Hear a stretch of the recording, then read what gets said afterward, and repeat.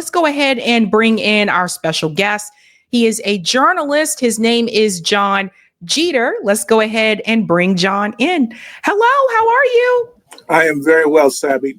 Great to be here. Thank you so much for joining me. This is my first time talking to you, but I've been reading your articles, so I'm well versed on your work. And I really want to dive into more about South Africa. I want to break down a little bit more about who Malema actually is and the organization, the EFF. So when Donald Trump had this meeting with Ramaphosa in the White House, there was a lot of pushback from people. I think like on both sides, where people kind of felt like Ramaphosa didn't really push back on Donald Trump the way that he could have. And some people are starting to ask, did they elect the wrong person, and should they have elected Malema? I want to get your take about that. But first and foremost, can you tell us a little bit about Malema's background? Like, who is he and where did he come from? Yeah, I should first, I guess, establish my bona fides or lack thereof. I covered South Africa for the Washington Post between 1999 and 2003, roughly. And that was before Malema came on the scene. He was a member of the African National Congress, which is Nelson Mandela's party. He was a member of their youth league. So he's a young man. I think he's still in his 40s. Split from the party around 2013, mostly, I think, over the issue. Jacob Zuma, who was Nelson Mandela's successor twice removed, was caught up in a lot of corruption allegations. And Malema basically split off from the ANC and started his own party, the Economic Freedom Fighters. And they are, for lack of a better term, they're a firebrand party. They're a communist-influenced communist party. They are trying to move South Africa to the left. They are grassroots populist, and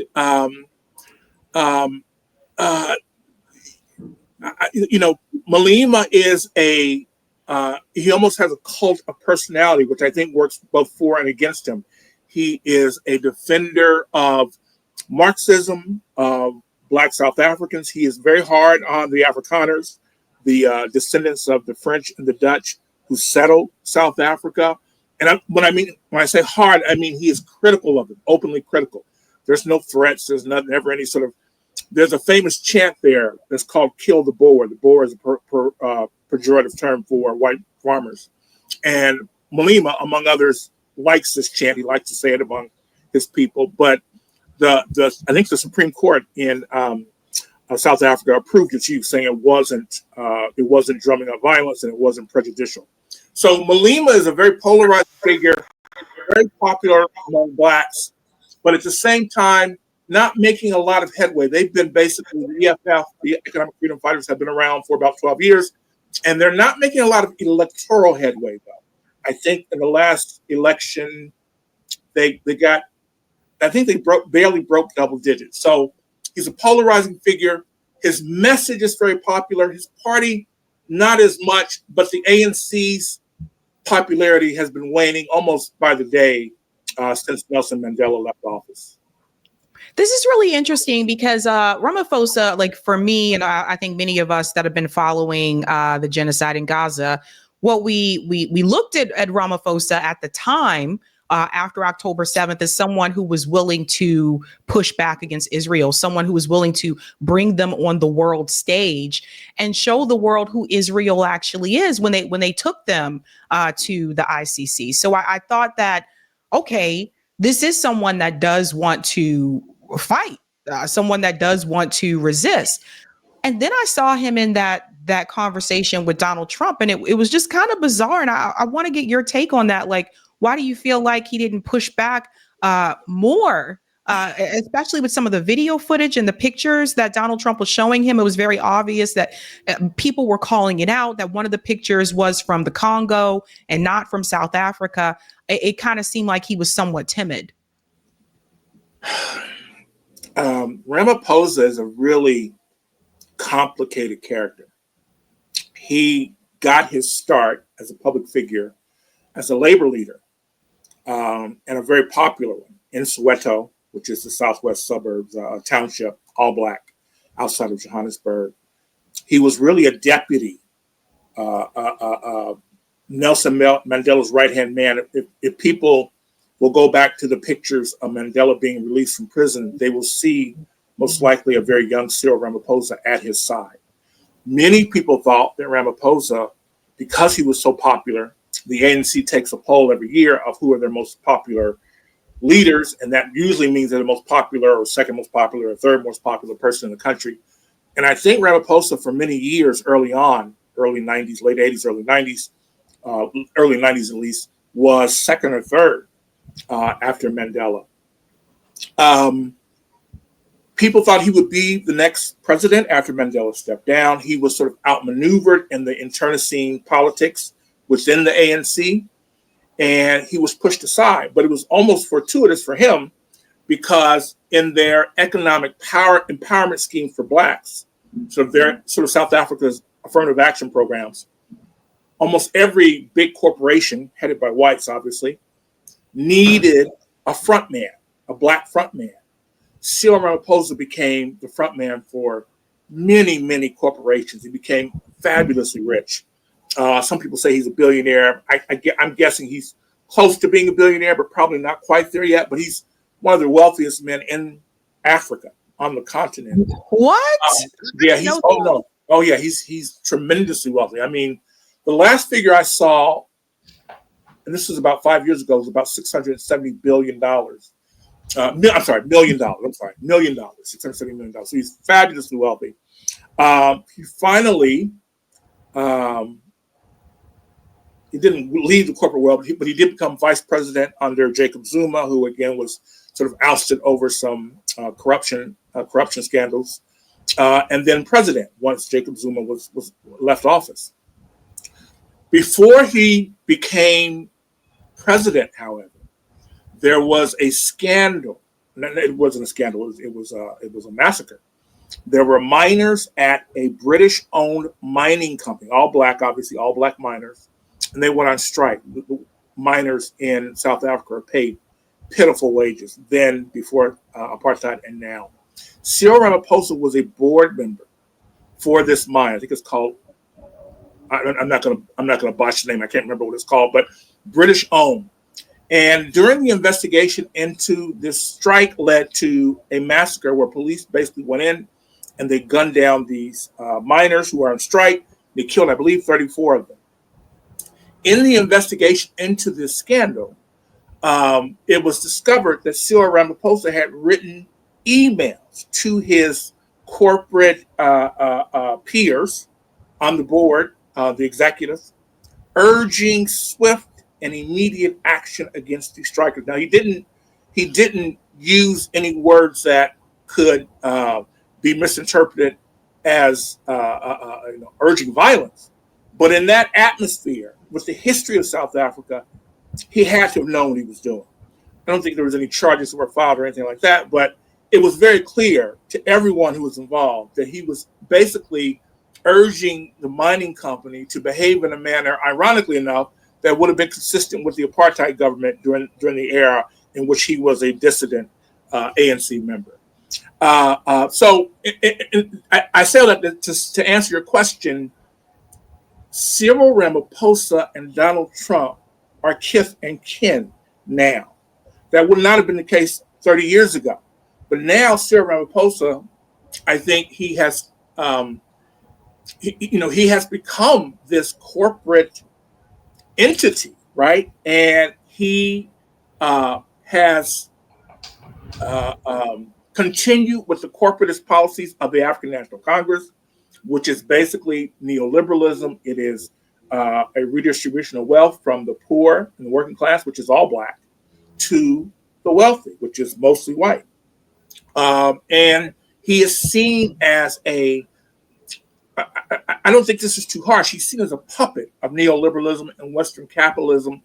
In the last election, which I think was a year or two ago, I can't remember exactly when it was. No, it must be last year.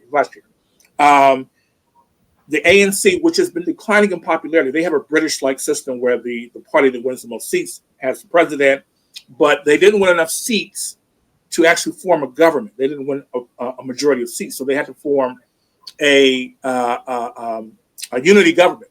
They could have chosen Julius Malema's economic freedom fighters, Marxists, but all black, mostly black anyway, or they could have chosen a new party, the MK, which is the modeled after the old Spear of the Nation, which is the military faction that Nelson Mandela formed back in the late 50s to oppose apartheid. They're a newer party, but they probably surpassed the EFF in popularity.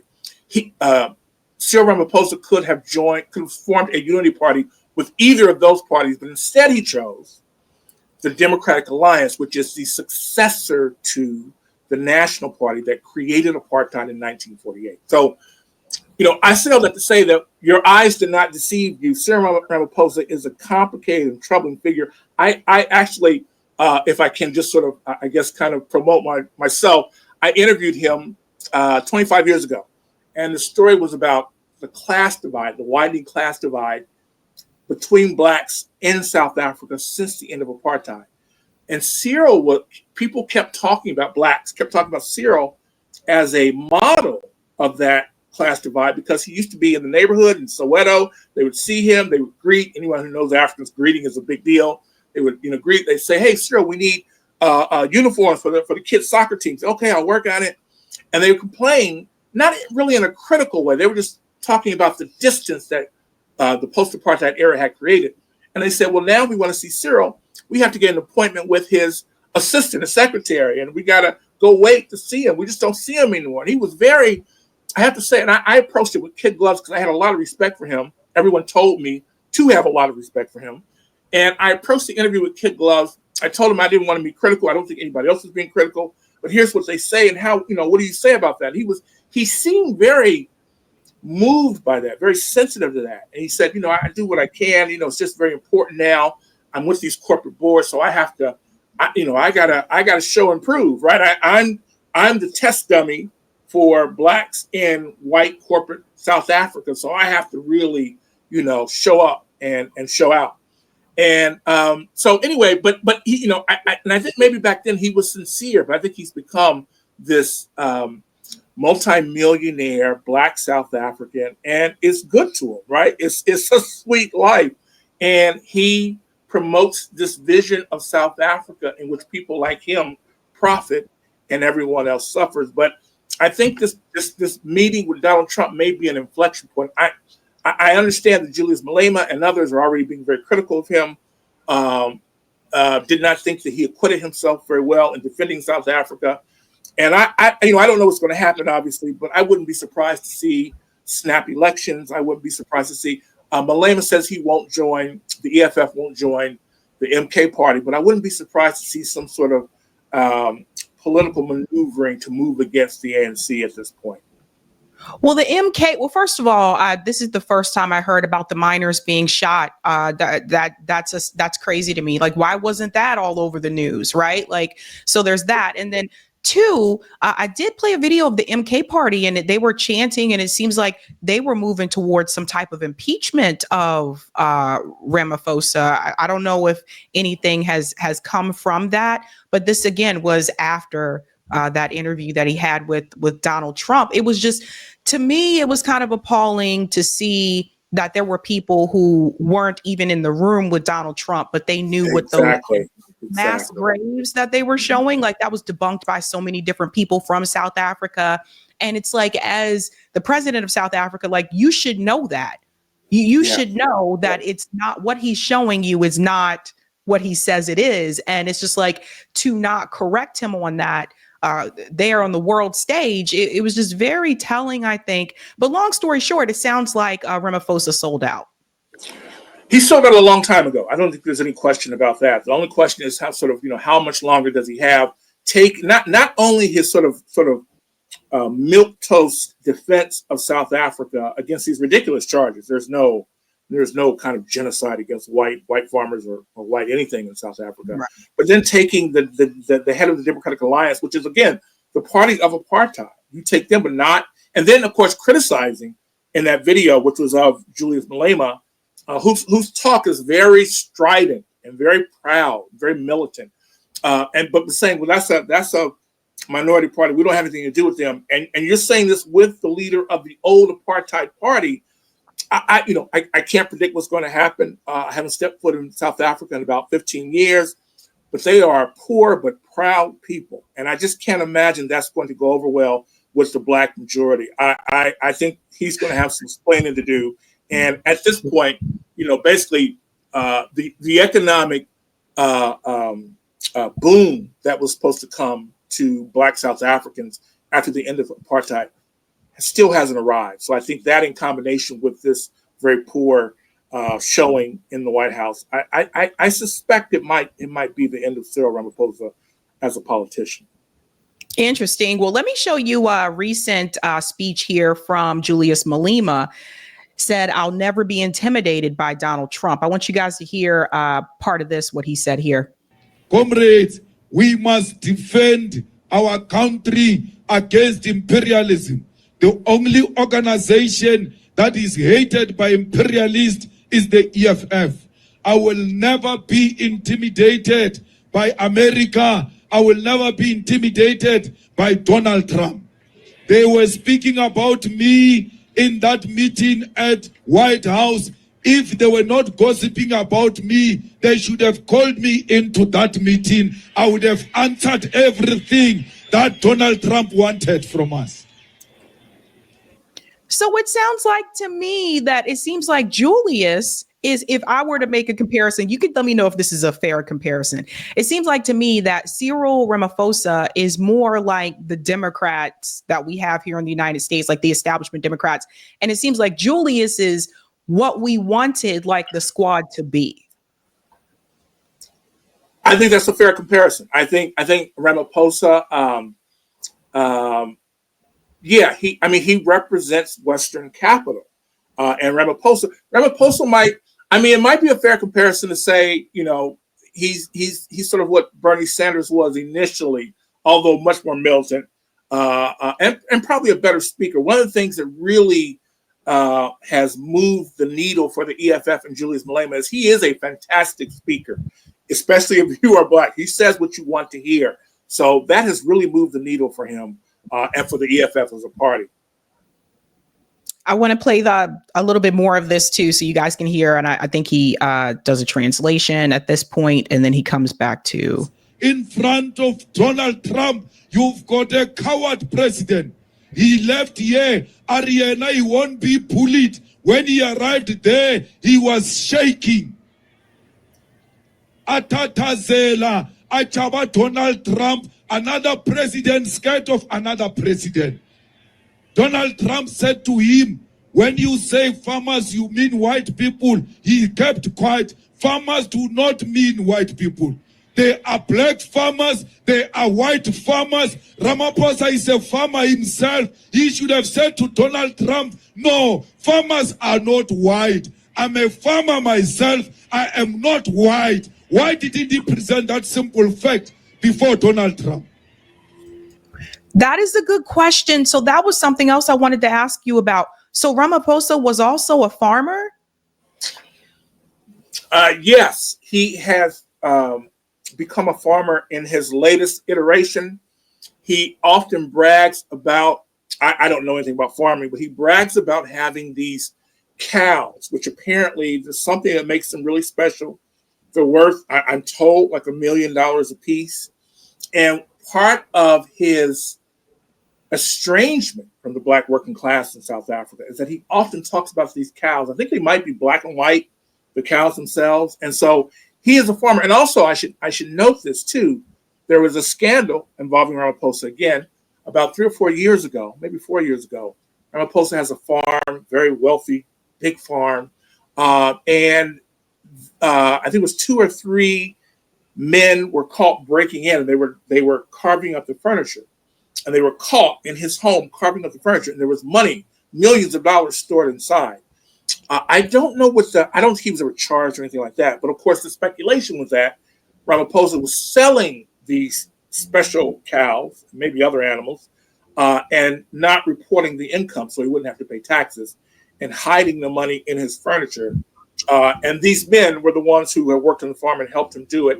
And so they were coming back to get their loot, right? And they got arrested. So Ramaphosa is a farmer. He is of as much as any black person in South Africa can be. He is to the manner born, or at least he got there, right? And I should say this too. The other thing about Ramaphosa's performance in the White House is that, for all the sort of the ANC created this image very deliberately of Mandela as this kindly old man as he got older to sort of make whites feel comfortable, to assuage white fears that he was going to kill them all in their sleep. But Mandela was, first of all, as a young man, he was a boxer like Miles Davis. And I don't know if many of your viewers are as old as me or of an age to remember when Mandela was released from prison, came to America on a goodwill tour, did a series of interviews, one of them with, might have been Phil Donahue or Ted Koppel, I can't remember, but someone asked him about his close relationship to Fidel Castro and to the Palestinians.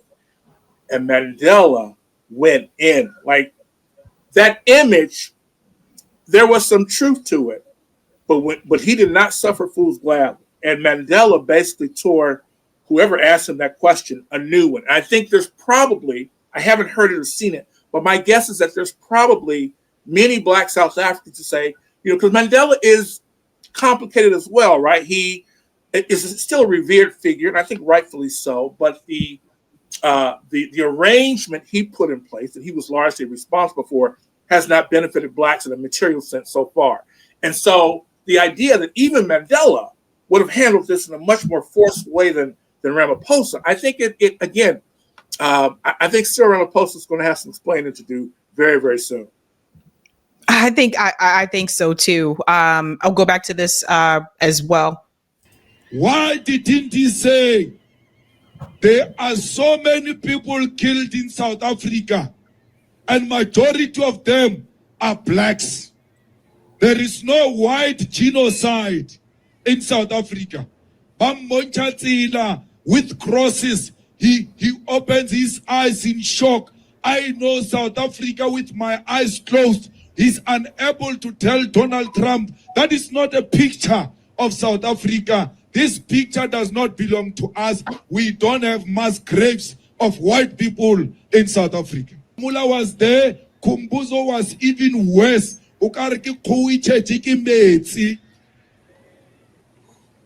So why should we allow that? Child, where were you when I'm where? Yeah, it just seems like to me, like this guy seems to have, I guess not the majority of support, but he does have like he has a following, and he seems to be very outspoken. And it makes me wonder, and I could imagine that obviously the West would not want Julius Malema to be president of South Africa because he doesn't fit like their mold, right? And I don't think he's someone, it doesn't seem like he's someone that could be corrupted. I don't know. I would say this. His message is certainly very popular. He is a great speaker, probably the best speaker, best South African politician as a speaker since Mandela, really. Very charismatic. His message, particularly of redistribution of wealth, it has legs. I don't know. I just simply can't tell you why. When I first saw Julius Malema, I said, well, that's going to be the next president. He seemed, he had the right message. He had the right, he has the charisma. And I thought he was going to be the next president by now. And there's something about him that the black South Africans know that we don't. I don't know what it is. I've heard people speak of the aesthetics. He can be maybe a little bit too strident. He's been, for instance, critical of Nelson Mandela and words that might make some black South Africans uncomfortable, even if they agree with it. I don't exactly know the reason, but yeah. But let me say this as well, though. I think it's interesting, too, though, that regardless of Malema, what happens to him and the EFF, this Ibrahim Traore is a game changer in Africa. No one now in Africa is going to look at what's going on in the Sahel region, look at Ibrahim Traore and say, and not say, well, why can't we do that? And that's something else that's going to put pressure on Ramaphosa and all of these. If I can just speak it plain, as my hero Malcolm X would say, all these shucking and jiving African leaders, right? And they're not all shucking and jiving. Many of them are shucking and jiving. And Ibrahim Traore is going to put paid to the lie of settler colonialism. There are other systems. There are other ways that we can live. We're not doomed to live the way that Africans live. And I think Ibrahim Traore, I mean, you never know when you're at an inflection point till afterwards. But I think this is an inflection point. Ibrahim Traore, Julius Malema, that message. I don't know what's going to happen to Julius Malema on the EFF electorally, but that message, I think, has legs. It's going to endure, and we're going to see a very different Africa in the months and years ahead. I have to say, I'm so glad you mentioned Ibrahim. I was going to bring him up as well, because when I hear him speak, when I see him like just marching through the room, like that to me is a leader, like someone who's not willing to, and he could have, not willing to sell out for, money or any other promises. And other leaders we've seen other leaders do this, like willing to sell out their own people so that they can, get a payday or whatever. He's not willing to do that. And you look at someone like Ibrahim, and you're right. I can imagine other countries in Africa right now, they're probably looking at him thinking like, whoa, right. Why isn't our leader like that? Why isn't our leader standing up to the West? Yes, like standing up to people like Macron, like we all need to come together. And that kind of brings me back to Gaddafi, because one of the things that Gaddafi wanted to do is that he did want to pull away from the West in a sense. And he was talking about like maybe like not relying on the US dollar. Remember that whole conversation? So the US found a way to get rid of him. And it's just like Ibrahim, this guy has had multiple attempts on his life and he still hasn't backed down.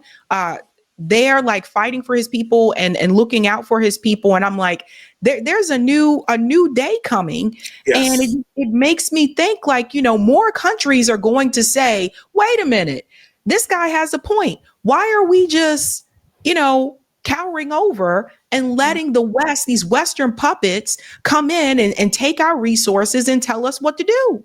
Yeah. Yeah. And I should say, Gaddafi was tremendously popular, not just in Africa, but in the global South. And Obama's coup against Libya and the murder of Gaddafi is something that still does not sit well, particularly with the Black sub-Saharan Africans who would go to Libya for jobs, for work, and be treated royally by Gaddafi, who would give them jobs. And now they're open air slave markets with the Arab fundamentalists, with open air slave markets, and the tension, which is, it's never been a good relationship between Arabs and blacks from sub-Saharan Africa, but now it's at an all-time, it's worse than certainly in my lifetime. But this is the thing I think that's so important. I covered a little bit Hugo Chavez in Venezuela when he first, 2003, 2004. Traore is the most charismatic and transformative leader I've seen since Hugo Chavez. Why is that important? Hugo Chavez, some of your viewers might remember, Hugo Chavez set in motion something called the Pink Tide, a socialist revolution. It began with Venezuela, spread to Bolivia, Argentina had their day, and several countries, Uruguay. If you look at the Pink Tide, which began about a little bit more than 20 years ago, it doesn't really exist anymore. I mean, these things have been set in motion. It's going to be hard to put the genie back in the bottle, but for the most part, the only country that you could call socialist in the Caribbean and South America is Venezuela. Although Mexico is doing some very interesting things, although that's under clearly a capitalist rubric. What happened? Well, the Pink Tide met this backlash engineered by the United States. This revolution, this counter-revolution, fomented by the United States. I don't think the United States is in a position to do that again with Traore. What I mean by that is, the communists always say, you can't dip your toe in the same river twice. These situations change. What happened to Gaddafi, I think, the weakness of the United States is backing of Israel in what is clearly a genocide that we can all see on our laptops and our cell phones. All of this has changed the world, and particularly Africa. And I just don't think the United States has the wherewithal, the resources, the political muscle, right, to block or tamp down on this revolution that I think is coming to Africa, led by Ibrahim Traore. So, I don't think it's time to sort of join hands and sing Kumbaya. There's a lot of fighting to be done, but I do think this is the beginning of a new day for Africa. This is a good question here from Roger Meadows. Thank you, Roger. Sab, ask if South Africa would jump ship with BRICS and go to AES. That's a good question. What do you think about that, John? Don't think so. I think if they were to try, and I don't think even Ramaphosa would do that.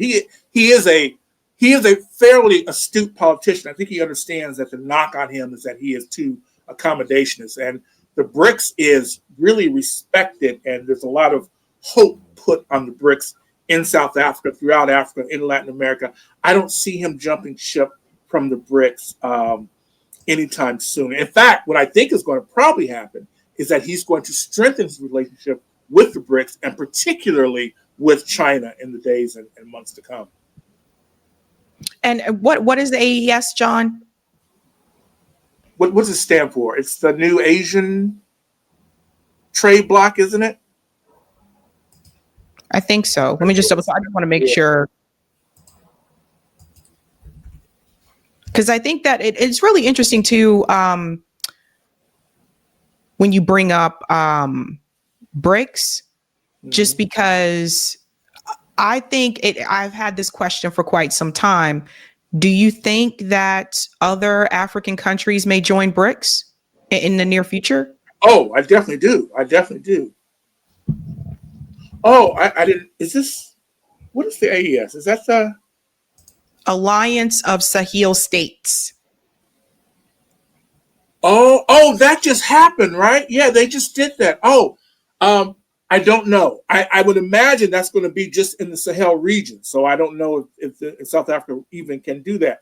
But I do believe the Sahel region is going to have a big influence on South Africa. As one example, the Burkina Faso is building their own electric cars now, right? Yeah.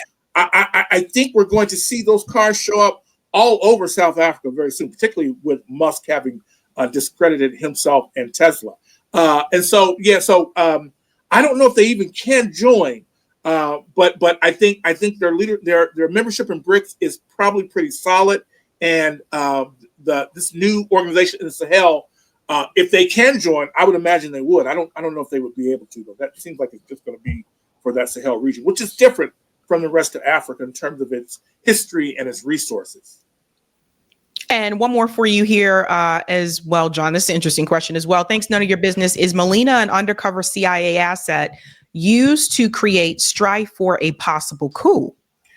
If he is, the CIA needs to get their money back. Because no, I don't think there's any possibility that Malema is a CIA asset. What he talks about is a redistribution of wealth from rich to poor, from white to black.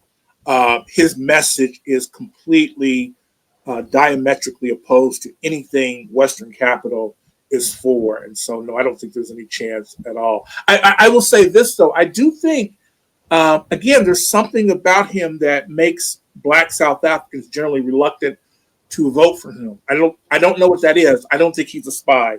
But there is something about him that makes them reluctant to. I've heard people talk about it in sort of general terms. You kind of have to be in South Africa,